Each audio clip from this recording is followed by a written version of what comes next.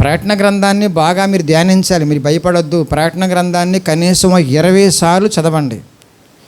21సారి ధ్యానించండి. 20 సార్లు చదివేసేయండి. అందరు కూడా 20 సార్లు బైబిల్ని ప్రకటన గ్రంథం బాగా చదివేసేయండి. 21 నుంచి మీరు ధ్యానించండి. అర్థం కాని రాయండి, ప్రార్థన చేయండి, నన్ను అడగండి, మనం డిస్కషన్ చేసుకుందాం.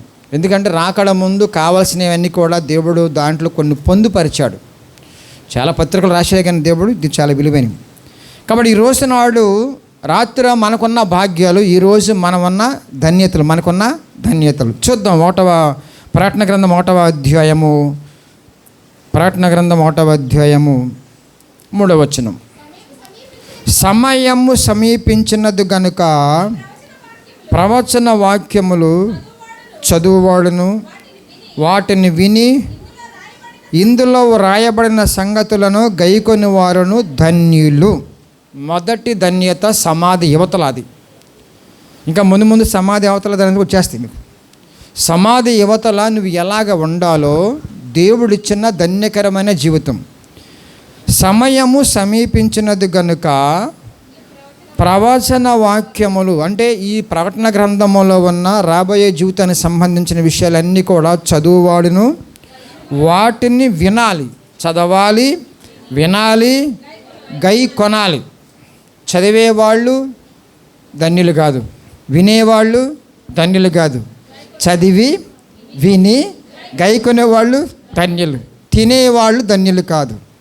తిన్నది అరగించుకోవడం ధన్యులు, అంతేనా? తినేవాళ్ళు ధన్యులు కాదు, తిన్నది అరగించుకునే వాళ్ళు. అరగపోతే చాలా ప్రమాదం. ఓకే, చీర కొనుక్కోవడం ధన్యతే, దాన్ని కట్టుకున్న వాళ్ళు ధన్యులు. ఎందుకంటే చాలామంది కొనుక్కొని కట్టుకొని వెళ్ళిపోయారు. మా ఊర్లోనండి ఎంత చక్కగా ముష్టపడి కొనుక్కుందో పెళ్ళికని, వాళ్ళ మనవల పెళ్ళికి చనిపోయారు. కాబట్టి ఈ రోజునాడు ధన్యత అంటే ఏంటో దేవుడు అద్భుతంగా ప్రకటన గ్రంథం రాసి పెడుతున్నాడు. దేవుడే ధన్యులు అన్నాడంటే తిరగలేదండి. దేవుడే టిక్కి పెట్టాడంటే, దేవుడే ఎస్ అన్నాడంటే ఇక ఎవరు నువ్వు అనలేరు. దేవుడే డోర్ ఓపెన్ చేస్తే ఎవరు ముయ్యలేరు. దేవుడే నువ్వు ధన్యురాలవు ధన్యుడు అంటే కనుక ఎవరి వల్ల కాదు కొట్టేయటం. అందుచేతనే దేవుని చేత మనం ధన్యులను పెంచుకోవాలి. పక్కోళ్ళు కాదు, వీళ్ళు కాదు, వాళ్ళు కాదు. వీళ్ళు డబ్బులు ఇచ్చినా ధన్యత అంటారు. ఇంక చెప్పాలంటే రాజకీయ నాయకులు డబ్బులు ఇచ్చి దండలేంచుకొని పోల్చుకుంటారు అవసరమైతే. అది లోకంలో ఉన్న తీరు. కానీ దేవుడు ఒక రకంగా ఆషమాషిగా అండాయన ధన్యులని. ఆ ధన్యకరమైన జీవితంలో ఉన్నవారిని మాత్రమే ధన్యులు అంటాడు. దీంట్లో మొదటి భాగం ఏంటంటే ఆయన వాక్యమును, ప్రవచన వాక్యములను చదివి విని వాటిని గైకొని వారు ధన్యులు. ఈ ధన్యతలో మీరు ఉంటే మిగిలిన చెప్తా, నిజంగా చెప్తున్నానండి. ఈ ధన్యతల్లో మీరు ఉంటే సమాధి అవతల ఉండే ధన్యులు అవటం కోసం అర్హులు అవుతారు మీరు. రాబోయే అన్నీ కూడా సమాధి తర్వాత ఉండే ధన్యతలే. ఈ సమాధి అవతల మెయిన్ ధన్యత ఇదే. క్రైస్తవులకి వాక్యమేనండి. బైబిల్ లేకుండా బ్రతుకులేదు మనకి. బైబిల్ లేకుండా జీవితం లేదు, మనం బ్రతకలేము. దేవుడిచ్చిన గొప్ప గిఫ్ట్ ఇది. ఇంకా మీకు అందుబాటులో ఉంది. రాకడ ముందు బైబిల్ దొరకవు. అందుకే నేను 3 బైబిల్ కొనుక్కున్నా. 3 కొనుక్కున్నా ఒకటే కనపడుతుంది నాకు మా ఇంట్లో. బైబిల్ అంత ఇష్టం అందరికీ. ఓకేనా? ఇంకో 300 ప్లాన్ చేస్తున్నా. ఇప్పుడు ఈ మధ్యకాలంలో గ్రీక్ బైబిల్, ఈ తెలుగు బైబిల్, ఇంగ్లీష్ 3 వచ్చినాయి అంట. అది కూడా ప్లాన్ చేస్తాను. తప్పదు, నా అవసరం అది. ఎందుకంటే బైబిల్ అంటే బాగా ఇష్టపడేవాళ్ళు ధన్యులు. ఎలాగ ఇష్టమంట? చదవాలి, వినాలి, ఇంకా కొనాలి. ఈ ధన్యకరమైన దాని మీద మనం మిగిలిన ధన్యులు కట్టబడతాయి. కాబట్టి ఈ ధన్యకరమైన జీవితంలో మీరు అందరూ ఉన్నారా? వినే పరిస్థితి ఉందా? చదువు రాని వాళ్ళతో మాట్లాడుతున్నా. బాగా వినాలి, వాటిని ధ్యానించుకోవాలి.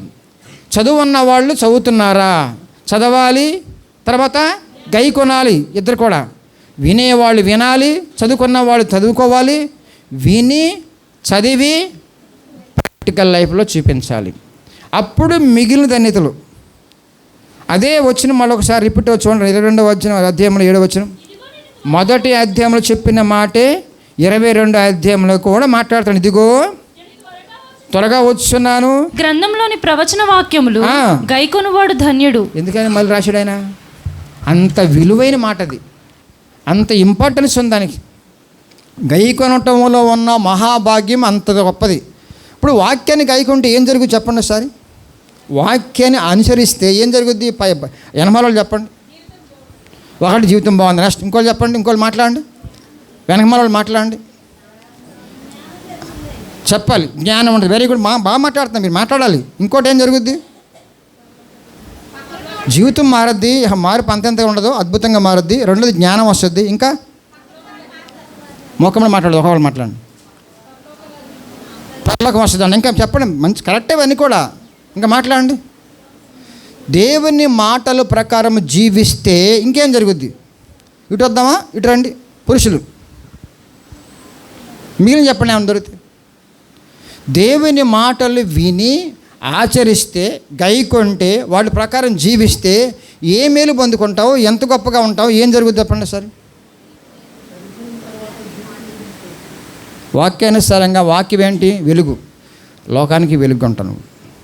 లోకానికి నువ్వు ఏ దేశం వెళ్ళినా వెలిగించబడతావు. యూరప్ వెళ్ళినా, చైనా వెళ్ళినా, కమ్యూనిస్ట్ ప్రాంతం వెళ్ళినా యేసు నువ్వు కలిసి వెళ్తున్నారు. అంత గొప్ప క్యాండిడేట్ నువ్వు. దేవుని మాటలు గైకొనే వాళ్ళలో దేవుడు బాగా పనిచేస్తాడు. నేను మళ్ళీ జ్ఞాపం చేస్తాను ఈ విషయాన్ని. దేవుని మాటకు లోబడి అంగీకరించి గైకొనటానికి ఇష్టపడుతున్న వారిలో దేవుడు బాగా పనిచేస్తాడు. ఆయన పని చెప్పాలంటే వాక్యానుసారంగా జీవించడం కోసం ఆశ నీకు ఉండాలి. ఆయన కామ్గా ఉండాలంటే నువ్వేం చేయం అసలు. ఇంకా ఏం చేయకుండా ఉన్నామనుకోండి, కొద్ది రోజులకి ఆయన ఏం చేస్తాడు? ఏడుస్తాడు. బాగా పని చేయటం కోసం వాక్యానుసారంగా జీవించే తపన, దాహం ఉండాలి, ప్రార్థన, కన్నీరు ఉండాలి. అప్పుడు ఆయన బాగా పనిచేస్తాడు యాక్టివ్ నీలో. ఒకవేళ నువ్వు ఏమీ చేయకుండా అలా లేకుండా ఉండకుండా కామ్గా ఉంటాడు. కామ్గా ఉండటమే కాకుండా ముందు ముందు నేత నిండిపెత్తావు. వాక్యానుసారంగా బ్రతకటం నేర్చురాట రాకపోతే ఆయన చివరి దశ ఏంటంటే ఏడుస్తూ ఉంటాడు. ఆయన్ని యాక్టివ్గా పని చేపిస్తావా, ఏడిపిస్తావా, అది నీ చేతిలో ఉంది. ఆయన యాక్టివ్గా పని చేపిస్తావా, ఏడిపిస్తావా? మీరు నమ్మండి, సువ్వా చెప్తున్నప్పుడు నాకున్న ఆనందం అంతంది కాదు, లోపల ఉత్తేజం వచ్చేస్తూ ఉంటుంది. వాళ్ళు ఒకవేళ వ్యతిరేకమైన మాటలు మాట్లాడిన పక్కోళ్ళు, కొన్ని శ్రమలు వచ్చినా సరే లోపల మహోనందమైన వచ్చేస్తాయి. ఎందుకంటే కనుక సువ్వా చెప్పే ఆత్మకి కొంచెం ప్రసవేదన పడి ప్రార్థన చేశా, ఆయన సంతృప్తికరమైన లోపల ఆయన పని చేస్తున్నాడు, లోపల ఉచ్ఛేదపరుస్తున్నాడు. అప్పుడు లోపల ఆయన పని చేస్తున్నప్పుడు నన్ను మంచాన పడేడుగా, మూలం పడేడుగా. ఎందుకంటే ఆయన కోసం ముందుకెళ్తున్నా, ఆత్మ కోసం దాహంతో ఉన్నా, ఆత్మ కోసం పరిగెడుతున్నా. ఆయన మంచాన పడితే ఆయన పని ఆగిపోతాయి. అది మన విశ్వాసం రేంజ్. అలా ఉండాలి ఆశ. నువ్వే పని చేయవు, ప్రభువా మంచాన పడకుండా వెళ్ళిపోవాలి ప్రభువా, ఎందుకు పడేయకూడదు నిన్ను? న్యాయం మాట్లాడుకుందామా? అసలు నువ్వు ఏ ముద్రత్నావు నిన్ను ఉంచాలి మంచం మీద పడకుండా? పొట్ట కోసం తిప్పలే, మంచం కోసం తిప్పలే, బంగారం కోసం తిప్పలే తప్ప నా కోసం అని తిప్పలు పడ్డావా? మళ్ళీ ఏం ప్రాజ్ఞత శనివారం వచ్చేసి మంచాన పడకుండా తీసి ఎందుకమ్మా నువ్వు అర్థంగా నాకు. చూడండి, ఈ 2 వచనాలు స్టార్టింగ్లో మాట్లాడాడు దేవుడు. మళ్ళీ చదవండి లాస్ట్ వచనం. ఇదిగో నేను ఈ గ్రంథములోని ప్రవచన వాక్యములను గైకొనువాడు ధన్యుడు. దేవుని నామమున స్తోత్రం. ఒకడు ధన్యత. రెండవ ధన్యత 16వ అధ్యాయము 16వ వచనం.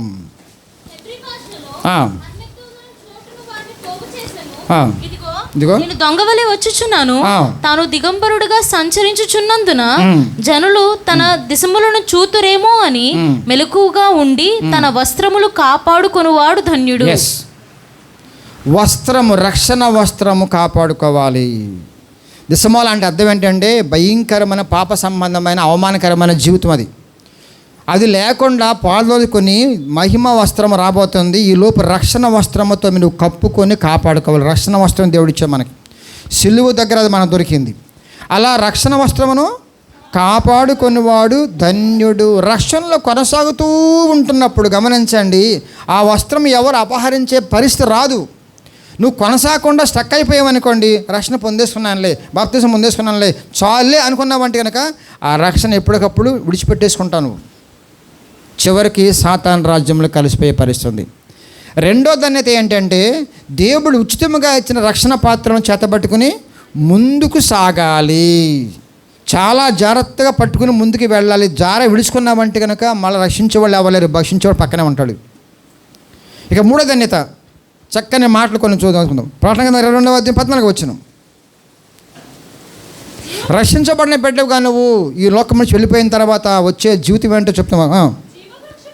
జీవ వృక్షమునకు హక్కుగలవారై గుమ్మముల గుండా ఆ పట్టణంలోనికి ప్రవేశించినట్లు. ఏ పట్టణం అది? పరలోక పట్టణం. ముందుకెళ్ళు. తమ వస్త్రములు ఉతుకుకున్న వారు ధన్యులు. దేవుని నామానికి స్తోత్రం. రాబోయే జీవితంలో మహా అద్భుతమైన పట్టణం ఉంది. ఎప్పటికప్పుడే మనము మలినాలు అంటుతూ ఉంటే, ఈ లోకం యొక్క మరకలు అంటుతూ ఉంటే, ఎప్పటికప్పుడే వాక్యముతో ఉదక స్నానం చేస్తూ ఉతుక్కోవాలి.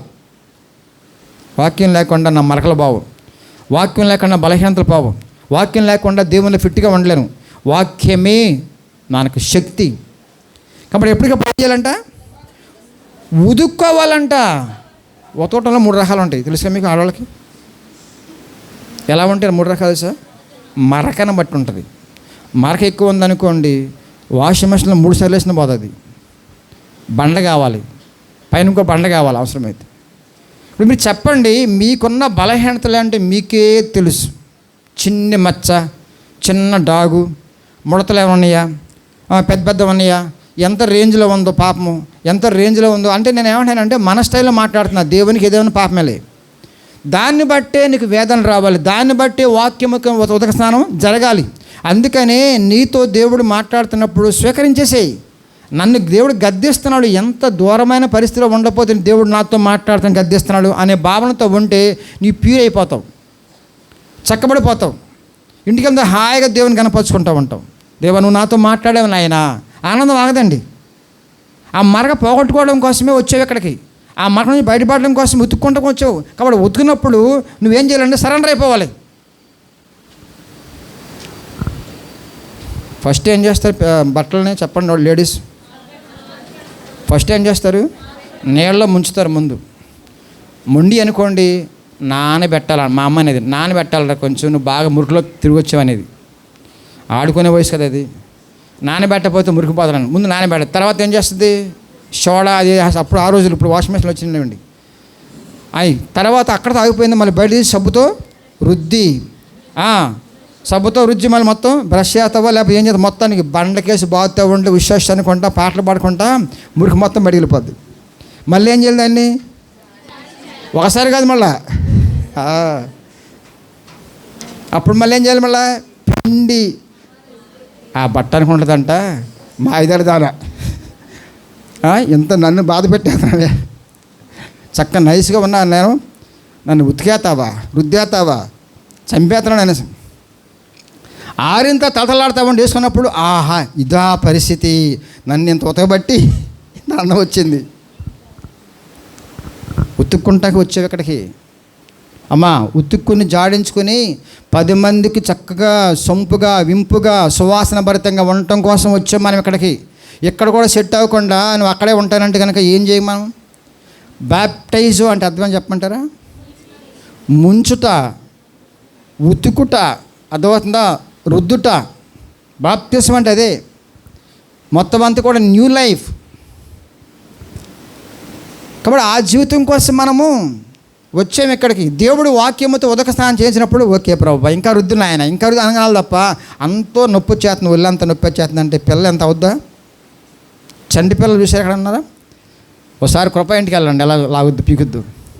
మీరు అందరూ ఉన్నారు పెళ్ళి కానీ పిల్లలు అవసరం అయితే ఇటు లాగేస్తారు, చైర్లు లాగేస్తారు, రుద్దేస్తారు, క్యార్ మెడుతూ ఉంటుంది. ఎందుకు అలా చెప్పేస్తుంది? జాలుందేమో మనకి? అలా జాలుందా? ఆ పిల్ల అనుకుంటుంది మా అమ్మగారు జాలుందా?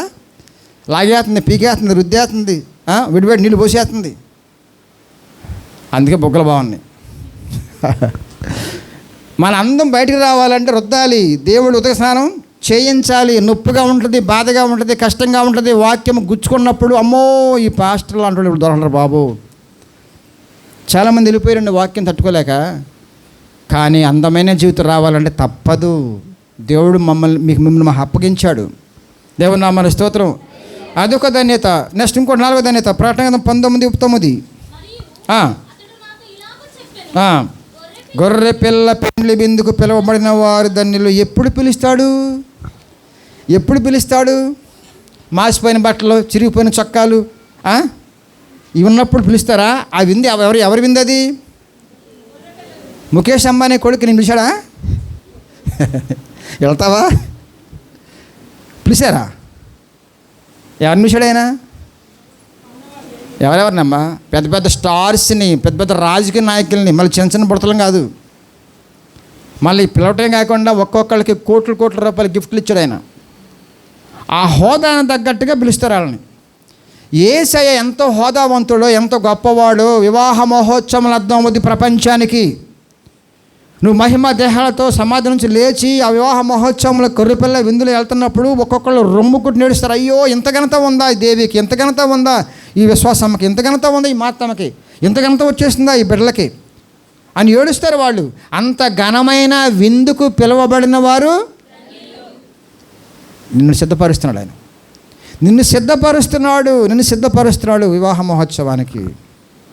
అది ఆషమాష మహోత్సవం కాదు. ఈ ప్రపంచంలో ఏ మహోత్సవంతో సమానం కాదు. అంతకంటే గొప్పది. ఈరోజు మనం అంత గొప్ప ధన్యకరమైన జీవితంలో ఉన్నాం కాబట్టి దేవుడు అంటున్నాడు, నువ్వు ధన్యురాలవే, ధన్యుడు అంటున్నాడు. సిద్ధపరుచుకున్నాడు ఆయన సిద్ధపరుచుకున్నాడు. ఎందుకంటే ఆయనకు తగినట్టు హుందాగా ఆ పరిశుద్ధితో ఉండకపోతే రానివాడైనా నీకు వేరే దిక్కు కిందకి వెళ్ళిపో. బైబిల్లో ఉంది కదా, పెళ్లి కుమారుని ఎందుకు వచ్చినప్పుడు ఏమంటాడు అతనితో? ఇక్కడ కూర్చున్నావేంటి పెళ్లి వస్త్రం లేకుండా? అడుగు అంటాడా? పెళ్లి వస్త్రం లేకుండా వచ్చావా? రక్షణ వస్త్రం పోగొట్టుకున్నావా? నీ మొహం మాడిపోయిన మొహం ఉన్నావేంటి? ఎందుకు అలా అయిపోయింది? దిగజారిపోయావేంటి? ఎక్కడ పడిపోయాం బురదలో? వివాహ మోసం దగ్గరికి వస్తున్న కొద్ది నలుగు పెట్టుకోవాలి, ఉదకస్నానం చేయించుకోవాలి, శుభ్రంగా ఉండాలి, ప్రశాంతంగా ఉండాలి. ఎక్కడో మురికిలో పడిపోయి అప్పుడప్పుడు దులుపుకుంటాను కుదరదు కదా. బిడ్డ పుట్టిన వెంటనే నుంచి మొదలవద్దు 2 పూటలు 3 పూటల స్నానం, నలుగుడు, అది ఇది. ఎందుకని? బిడ్డ పెరుగుతున్న కొద్ది స్కిన్ డెవలప్ అవ్వాలి, ఆరోగ్యం బాగుండాలి, శుభ్రంగా ఉండాలి, అందంగా ఉండాలి. ఇంత కోరిక ఉందా నీ బిడ్డల మీద నీకు? ఆయనకు ఉండదా? ఈ మధ్యలో మంచి ఆహారం పెట్టి కుక్కుతూ ఉంటావు, తినకపోయినా సరే. నాకు అది నచ్చలా, ఇది నచ్చలా. ఆ వయసు పెరుగుతున్న కొద్ది కొట్టి మరి పెడతావు. ఎందుకని? వాడు బలంగా పుష్టిగా ఉండాలి, నా బిడ్డ చక్కగా ఉండాలని ఆరోగ్యంతో. మరి దేవుడికి ఉండదు ఆ కోరిక? ఆత్మీయమైన కోరిక. ఫిట్గా ఉండాలి, పరిశుద్ధంగా ఉండాలి, నీతిగా ఉండాలనేసి దేవుడు కోరుకోడా? దానికి వాక్యాలతో గుచ్చుతూ ఉంటాడు ఆయన. ఈ వాక్యాలు గుండెలు గుచ్చుకుంటూ ఉంటుంది. నొచ్చుకోవద్దు, స్వీకరించండి, బలపడతాం. వాళ్ళు ధన్యులు. ఎవరు ధన్యులు? విందుకు పిలువబడిన వారు. మనందరూ సిద్ధంగా ఉన్నారా? సిద్ధపడిన బిడ్డలారా మాట్లాడుకున్నాం. సిద్ధపడిన వాళ్ళు ధన్యులు. సిద్ధంగా ఉందాం. నెక్స్ట్ చక్కని మాటలు 14 వచ్చినాం. 13 ఇప్పటి నుండి సిద్ధంగా ఉండి చనిపోయావనుకో, మృతి పొందావనుకో, ప్రభువునందుండి మృతులు ధన్యులని రాయమని. ఎవరు ధన్యులు? ప్రభువునందు మృతునందు. అందరూ నాకు చూడండి ఒకసారి. ఎవరు ధన్యులమ్మా? ఇప్పుడు ఈ మాట పట్టుకోవాలి మీరు. ప్రభువునందుండి ఉన్న మృతులు. ప్రభువు లేకుండా చనిపోయిన తర్వాత నువ్వేం చేయలేవు. అప్పుడు ఏడు ఉపయోగం ఏంటి? ప్రభువునందు ఉంటూ, ఆజ్ఞలు గైకుంటూ, వధువుగా సిద్ధపడుతూ, ఉదక స్నానం చేయించుకుంటూ, అద్భుతమైన అలంకారం ధరించుకుంటూ, అక్షయ అలంకరణ సిద్ధంగా ఉన్నావా? చనిపోయిన వెంటనే నీ ధన్యకరమైన లోకం వెళ్ళిపోతున్నావు. వాళ్ళు ధన్యులు. బంగారం పోగేసుకుని నా మీద బంగారం వేసి కప్పెట్టండి అందంటావు. హావా వీళ్ళు వెళ్తారు ఇంకా దారంట. బంగారం ఉంటే దారంట వెళ్ళనిస్తారా దొంగలు? వీళ్ళు 10 మంది ఉంటే వాళ్ళు 100 మంది వస్తారు, అడిగి ఉంటారు. అరే వాళ్ళు వేసేసుకోండిరా. బంగారంలో ఎన్ని కాసులు వేసుకుంటుందమ్మా? నాకు తెలియదులేదు. ఒక చైన్ ఎంత ఎన్ని కాసులు సుమారు? 3 కాసులకే 30 మంది కాస్తున్నారు హామని. లాగే అతను రావట్లా, అంత స్ట్రాంగ్గా ఉంది అది. మరి 5 కాసులు ఉంటుంది బహుశా. రావట్లేదు. ఏం చేస్తే మీకు పడేసి గట్టిగా లాగితే పేకొసిపోయింది, చనిపోయింది పాప. ఇంకా నేను కత్తితో కట్ చేయాల. అది కూడా జరుగుతుంది ఇప్పుడు. ఒక నిన్నేనండి ఆయన చూశాను. ఈ తప్ప అన్నిటికీ ఉన్న ఉంగరాలు పిల్లల్లో మాట్లాడుతున్నాడు. మాట్లాడుతూ ఉంటే ఆయనతో ఎలా పెట్టున్నాడు ఆయన. ఇలా మాట్లాడుతాను సై చేసుకుంటా, అది చూడమనే బహుశా ఉంటే అంటావా 5 ఏళ్ళు అనుకున్నా నేను. ఓ ఉంగరం మళ్ళీ ఇల్లు సగం ఇల్లు కప్పేసింది, అంత ఎక్కువ. ఈ రోజున గమనించండి, బంగారంతో బతికేవాళ్ళు, డబ్బులతో బతికేవాళ్ళు, ఈ లోకంలో ఉన్న వాటితో బతికేవాళ్ళు ధన్యులు కాదు. ఎవరంట? ప్రభువునందుండి నీవు లాజర్లాగా చనిపోయిన నో ప్రాబ్లం, ధన్యురాలవే. ప్రభువునందుండి ఈ లోకములో హీనంగా చనిపోయిన వాళ్ళు చాలామంది భక్తులు ఉన్నారు, మిషనరీస్ ఉన్నారు, అన్ని విడిచిపెట్టేసి ఉన్నారు, వారు ధన్యులు. ఆ లిస్టులో నువ్వు ఉంటే నువ్వు ధన్యుడివి. దేవుని కొరకు త్యాగవీరులుగా ఉన్నవారు, ప్రభువునందుండి మృతి పొందారు వాళ్ళు, ప్రభువును పక్కన పెట్టి ఒక్క క్షణం కూడా లేకుండా పోయారు. అద్భుతమైన జీవులు వాళ్ళందరూ కూడా. మరి నీ పరిస్థితి ఏంటి? నెక్స్ట్ ప్రకటన 26:6 మొదటి పునరుత్థానములో పాలు గలవారు ధన్యులు. మనకు పునరుత్థానం ఉంది, సద్దుకాయలు అంటున్నాడు కదా, మనం నమ్మాము. పరిసయ్యులు వాళ్ళందరూ కూడా రకరకాల విధించారు ఆయన్ని. ఆయన లేచిన తర్వాత నోరు మూసారు. పునరుత్థానం ఉంది, నా యేసు లోకానికి వచ్చాడు, ప్రాణం పెట్టాడు, తిరిగి లేచాడు, పునరుత్థానుడైన నాకు అదే భాగ్యం ఉంది దేవుని విషయంలో. నేను ధన్యుడిని. సమాధిని బయలు చేసుకుని రాబోతున్న త్వరలో, ప్రపంచం చూడబోతున్న రాత్రి మాట్లాడుకున్నాం కదా. నేను ధన్యుడిని. నాలాంటి ధన్యులకి, నాలాంటి ధన్యకరమైన జీవితము నాకంటే కోట్లు ఉన్నవాళ్ళు లేదు కదా. దేవుడు పలికిన మాట వాస్తవము, ఇది ఒట్టొట్టి మాటలు కాదు. కాబట్టి ఈ ధన్యతలన్నీ కూడా నీకు చెందినయే. ముగించేద్దాం ఇంకా. ఈ ధన్యతలన్నీ కూడా నీకు దేవుడిచ్చాడు ఉచితంగా. పొందుకుంటావా? సిద్ధపడతావా? సిద్ధంగా ఉంటే మరీ ధన్యులు. దేవుని నామానికి స్తోత్రం. ఇవన్నీ మన సొంతమే. ఈ డబ్బును బట్టి, హోదాను బట్టి, లోకము సంపదను బట్టి వచ్చేది కాదు. ఇది కొనుక్కుంటే వచ్చేది కాదు, ఎవరు ఇచ్చేది కాదు. నా దేవుడు శిలువ రక్తము ద్వారా ఆయన త్యాగమై, యాగమై, బలియాగమై నన్ను ప్రేమించిన ధన్యతలో దీంట్లోనే బ్రతకాలి. ఇవి నాకు కావాలి, చివరిదాకా వీటిని కాపాడుకోవాలి. తర్వాత ఉండే మహా అద్భుతమైన ధన్యకరమైన జీవితం యుగయుగములు ఆయనతో ఉండే మహా అద్భుతమైంది. అది నా దగ్గర నుంచి దూరం అవ్వకూడదు, నాకు దూరం అవ్వకూడదు అనే కాంక్షతో బ్రతుకుతాం. ప్రార్థనాపరంగా ఉందాం. అట్టి కృపా దేవుడు మీకు అనుగ్రహించును గాక. ప్రార్థన చేసుకుందాం. తల్లవంచండి, చిన్న ప్రార్థన చేసుకుందాం. చిన్న ప్రార్థన చేసుకుందాం. ఈ ధన్యకరమైన జీవితం విషయంలో దేవుడు మాట్లాడిన మాటలను బట్టి నువ్వు ఎక్కడ ఉన్నావు? మొదటిగా వాక్యాన్ని ధ్యానిస్తున్నావా? వాక్యాన్ని వింటున్నావా? చదువుతున్నావా? వాక్యంలో బ్రతుకుతున్నావా? గొప్ప ధన్యులండి ప్రపంచంలో. దేవునికి నీకు అనుబంధము కొనసాగాలంటే